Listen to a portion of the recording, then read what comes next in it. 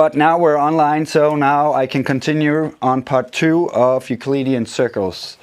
So, last time, I'll just put that in. And here we go. So last time I had about the Euclidean circle and not the sequencer down here. So let's make that big. So right now you'll just say this sound. And let's take the events up to 3.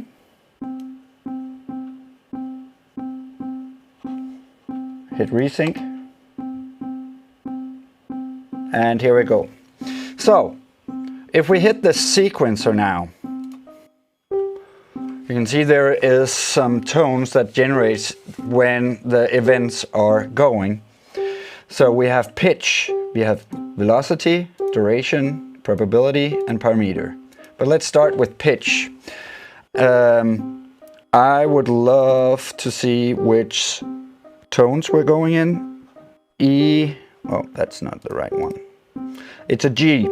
So let's set the scale to G and let's set it to Euclidian and hit scale.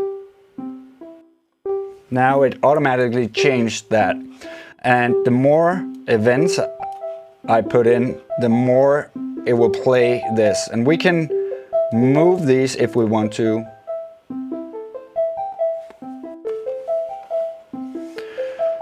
Velocity, we can just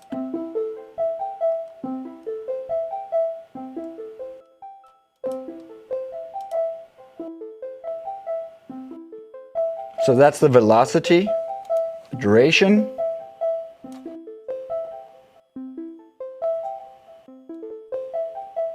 also said that it's the length of the note.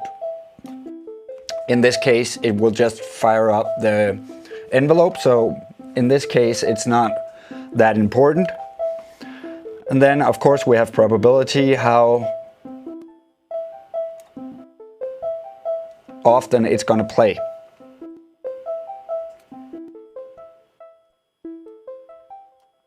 Let's go in to this one and set that. Open up the frequency.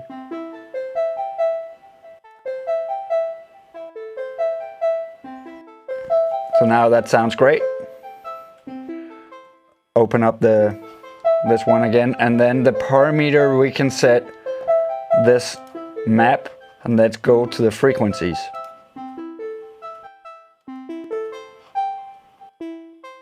And then we can randomize that.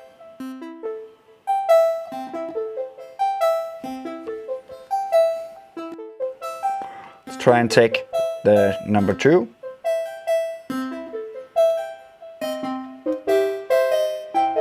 Then that has to be G as well, and then Euclidian and hit scale.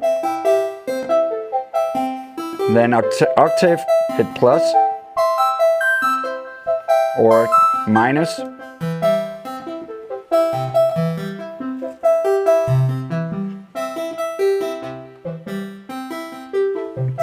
Let's take the steps down a little bit. So 3, 2, and then rotate this.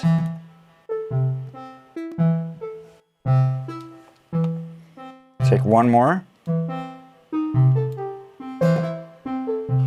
And again, scale, G, Euclidian, and randomize that.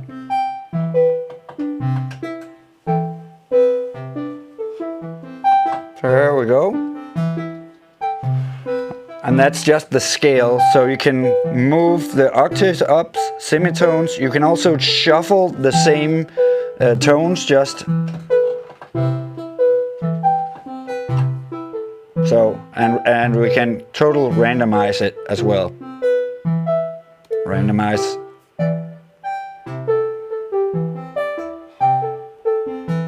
Let's try and add a little.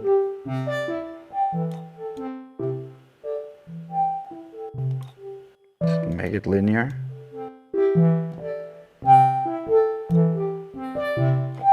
Let's hear it with this sound.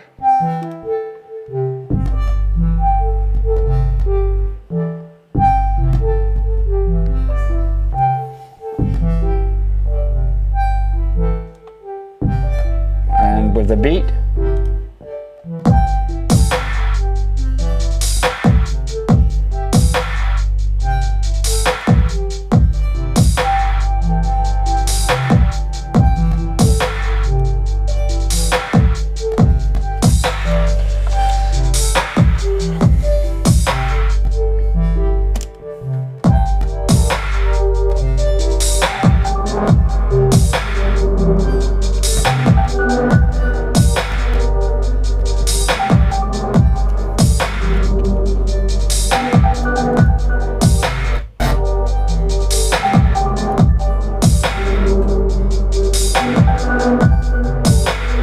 Take that off.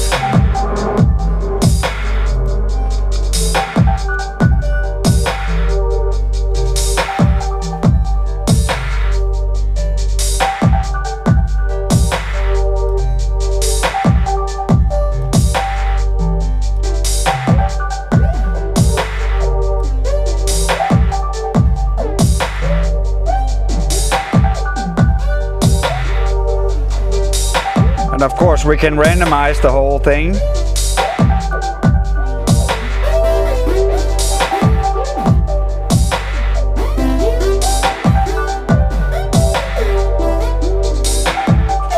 And again randomize this.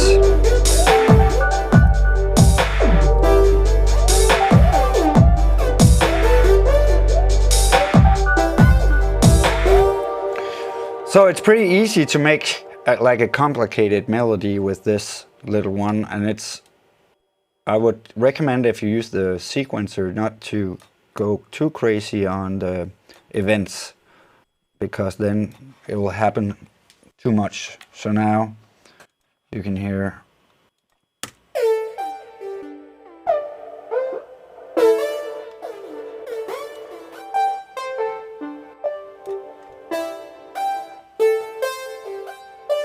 and go into number 2 and the parameter here, number 1.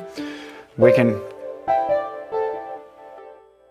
that's the frequency over here I mapped to this filter. Let's say we want that to be pinned out. On the next one a little lower and a little lower. Even lower. Randomize less.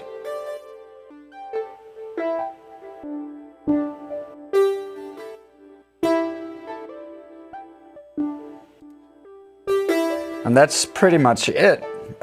We can close that down. Even the sequencer here is going. Just open and close it on this one here.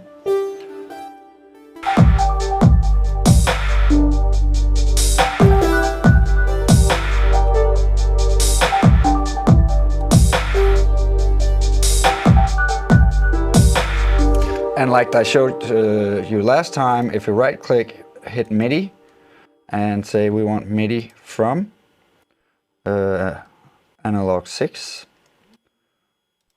and just post FX, hit record.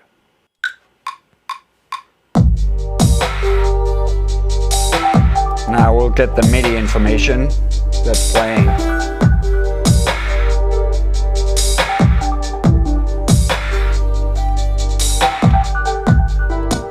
So now we have an 8-bar loop, and now we can actually just delete this and it will still play what we did before.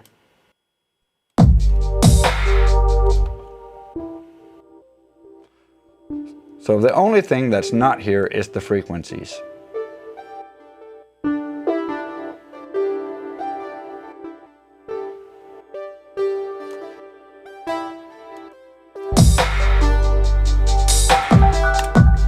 But what we can do now is just close it off so it's not playing. before you couldn't. It would, even though there was no clip, it would be playing all the time. So now we can stop it and we can mangle around with it as we want.